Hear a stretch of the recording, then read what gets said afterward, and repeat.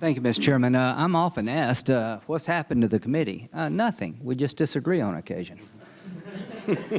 This is a good committee. We've got a good chairman. We've got a good ranking member. I like my colleagues. It's the times in which we live. The Democrats going to get almost universal support by Republicans, and the Republicans going to get almost no Republican support.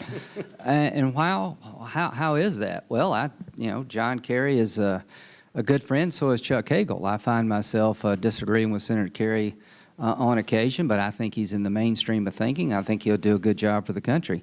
I don't vote against nominees very often.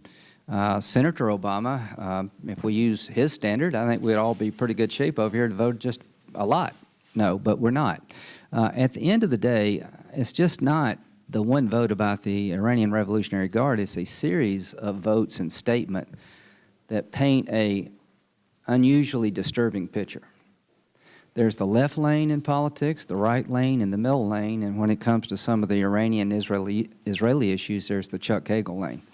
He's in a league of his own, guys. There's nobody with this kind of series of votes and these series of statements. It's just not one thing. I mean, I say dumb things every day, but it's a series of things, a series of votes, an edge about him that makes many of us very unnerved about his selection at a time when the world is on fire.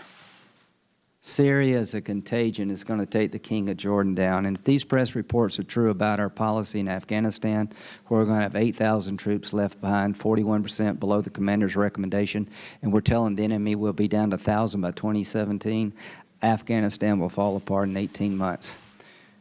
The next Secretary of Defense is going to have to deal with a world on fire. And I just believe that the testimony of Senator Hagel was not reassuring.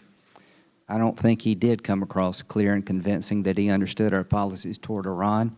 And the fact that you don't understand why and you can't clearly articulate the bad news for America for the Iranians to get a nuclear capability sharply and to the point is unnerving and for the times in which we live in. This committee has a bipartisan reputation of holding presidents accountable.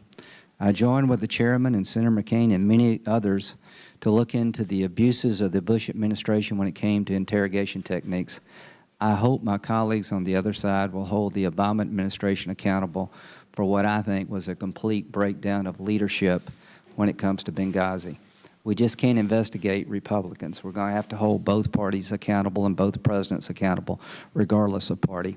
So, Mr. Chairman, you're a good chairman. This committee will get over this aberration and we'll get back to doing business, and we'll find common ground on the regarding sequestration, I hope. But the reason I'm voting against Senator Hagel's nomination is that there's very few people with his voting record when it comes to Iran and Israel.